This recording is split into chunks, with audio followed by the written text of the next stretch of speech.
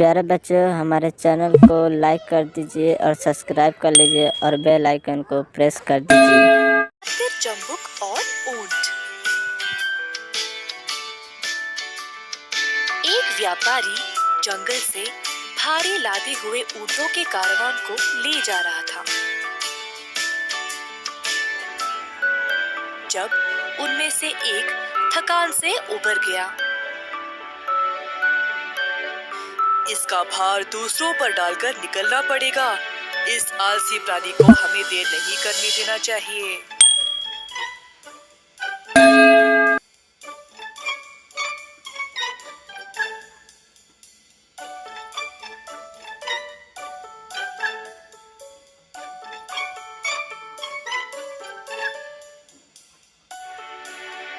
कुछ देर बाद जब ऊंट ने अपनी ताकत बरामद की,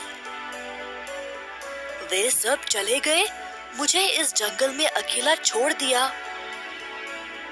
सौभाग्य से इधर बहुत घास तो है, भूखा तो नहीं रहूंगा। कई दिन गुजर गए और ऊंट जैसे तैसे करके उस जंगल में जीवित रहा। एक दिन एक शेर, एक तेंदुआ, जम्बुक और कौवे के साथ उधर आया।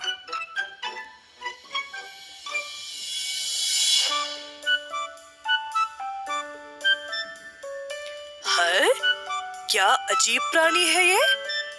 मेरे राजा, वो एक ऊंट है। अक्सर ये जंगलों में पाए नहीं जाते। अच्छा, चलो पता लगाते हैं फिर ये इधर क्या कर रहा है। जब ऊंट ने अपनी कहानी सुनाई, तब अफसोस, तुम्हारे साथ बुरा हुआ। अब तुम्हें चिंता करने की आवश्यकता नहीं है मेरे दोस्त। आज से तुम मेरी सुरक्षा में हो। चलो हमारे साथ।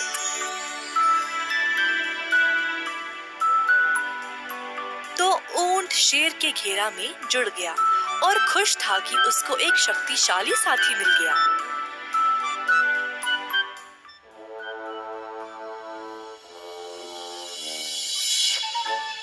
एक दिन शेर एक हाथी के साथ लड़ाई में घायल हो गया। उसको अपनी गुफा में शरण लेना था और कई दिनों तक बाहर नहीं निकला।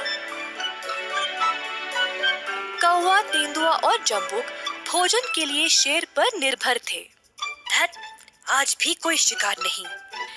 ऐसे तो हम भूखे मर जाएंगे। कितना निराश लग रहे सब। मेरी सेहत को लेकर चिंतित होंगे। काश मैं उनके लिए शिकार ले आ सकता।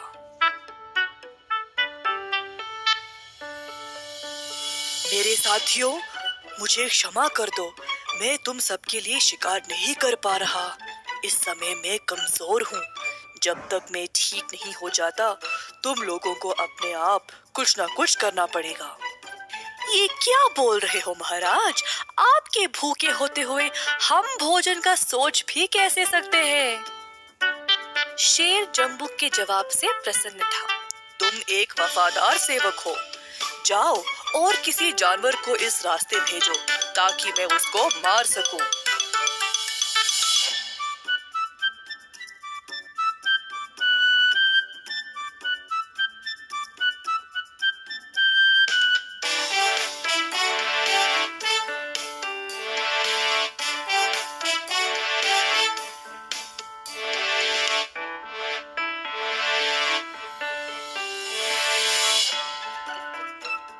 जम्बुक और बाकी साथियों ने सारा जंगल छान मारा, परंतु उनको कुछ नहीं मिला। जहां से शुरुआत की, उसी स्थान पर आ पहुंचे। वैसे हमें इतनी परेशानी उठाने की आवश्यकता है ही नहीं। फिर और क्या कर सकते हैं? हमारे पास ऊंट है ना, उसका मांस हम सबको कई दिनों तक आएगा। भूल जाओ, महाराज उसको कभी हानि नहीं पहुंचाएंगे। फिर भी एक बार मैं बात तो कर लूं। जम्बुक शेर से बात करने के लिए उनकी गुफा में गया। शेर जी, हम आपके लिए कोई जानवर नहीं ला पाए, परंतु भूखा रहने की जरूरत नहीं है। मैं सोच रहा था आप ऊंट को ही खा सकते हो। क्या कहा तुमने? मेरी रक्षा में जो है मैं उसी को हानि पहुंचाऊं? दफा हो जाओ यहाँ से। नहीं नहीं, मुझे आप गलत ना समझे।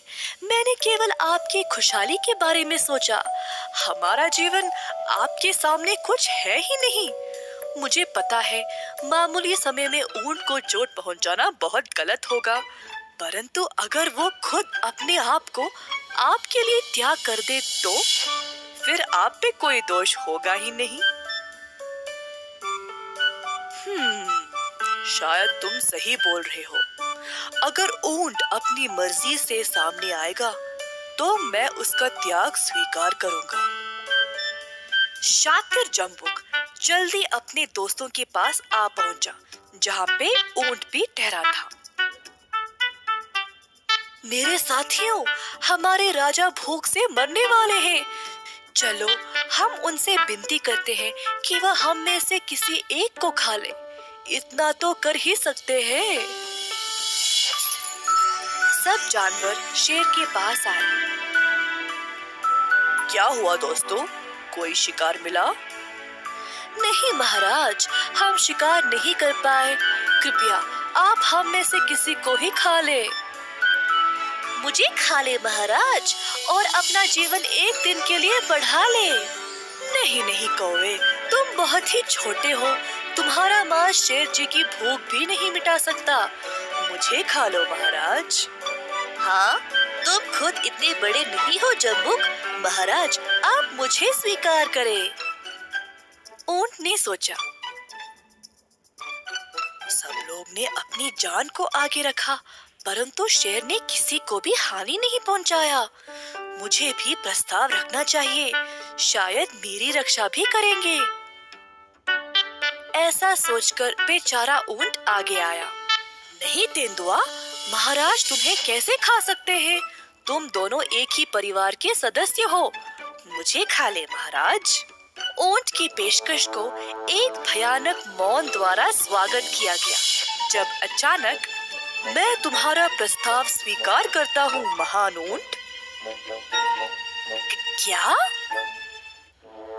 और इससे पहले कि ऊंट अपने झटके से निकल पाए, तीनों जानवरों ने उस पर हमला किया और उसे मार दिया। धोखेबाजों ने ऊंट के भरोसा का फायदा उठाया। इस कहानी से हम ये सीखते हैं कि हमेशा झूठे दोस्तों से सावधान रहें।